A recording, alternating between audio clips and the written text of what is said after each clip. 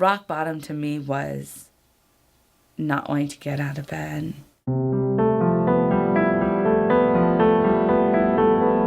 Some days I look in the mirror and I hate myself. I would have nightmares every time I would sleep about hurting my children. If I just denied it and I didn't tell anybody, I would figure it out. I could make myself better. I always say that it was paralyzing. The anxiety was paralyzing. We finally had the baby that we tried for so long to have, and he was here and it was us, and everything was perfectly how I wanted it, but I felt horrible. The first time I went through it, it was really rough. I had a 3-year-old boy. I would get really angry, and I would get my anger at him. I would scream at him and spank him and do horrible things. It got to be where I wrote letters to my kids because I was going to die, and had the funeral planned, and and that's not me. That's not me. I tell my husband, crying, that they'd be better off without me and that I should leave. It started really in pregnancy. I was worried about what kind of a mom I'd be. I was irritable, and I was just sad. With my son, I had a severe panic attack. I was convinced that I was a failure. I had stopped nursing him, and I was convinced that the formula that I was feeding him was poison. I can tell you from the viewpoint of a physician and from the viewpoint of a mother, since I myself experienced postpartum depression, I was paralyzed by my fears and anxieties of being a new mom. And I find that ironic because when I was pregnant with him, I had gone through medical school, my pediatric training, and that was supposed to make me a mom who knew everything right off the bat. So I don't know if that weighed heavily on me as well, but regardless, I had no clue what I was doing.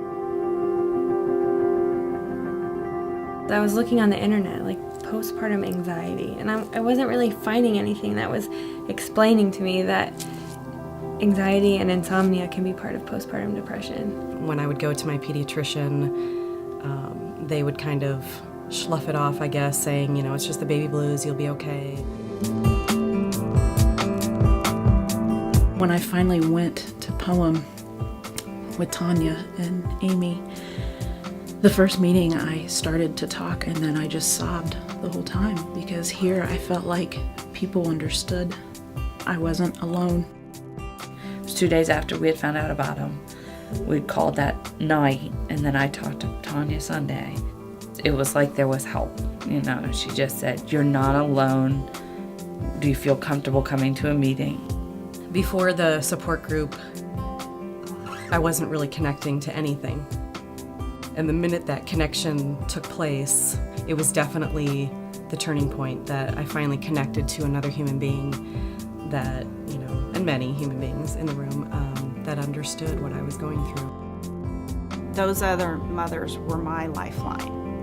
Once I got better, I had to be that light for another mother that was in the depths of darkness, that I could say, I've been there and I got through it, and you can too.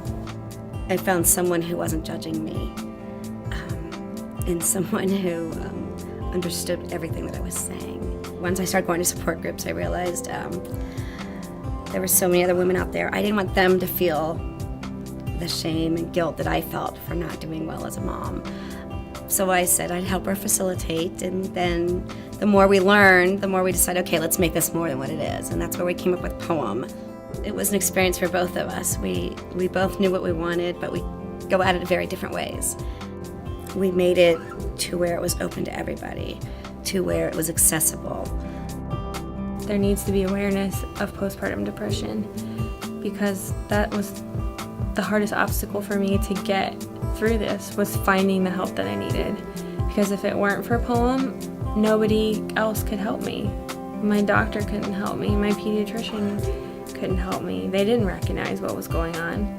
I've given my doctor my poem business card and my counselor's business card, and I told him, when you see a woman that looks like I looked, that is completely panicked, please give this to her or tell her about this. What Poem provides has changed and saved my life. That's probably the best way to put it. It's nice to be able to give back and to help other women who have been in similar situations, thanks to them. So that's what I do.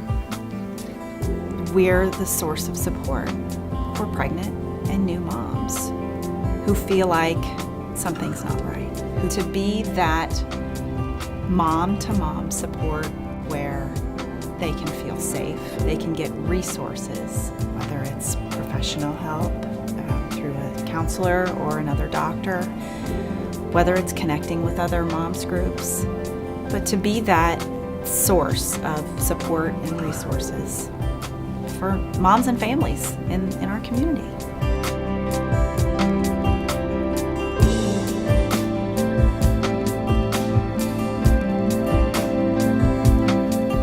Saved my life.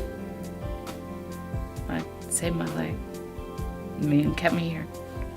Kept me with my babies and my family. And I think my husband would say the same thing. So, I mean, it kept me here on the ground.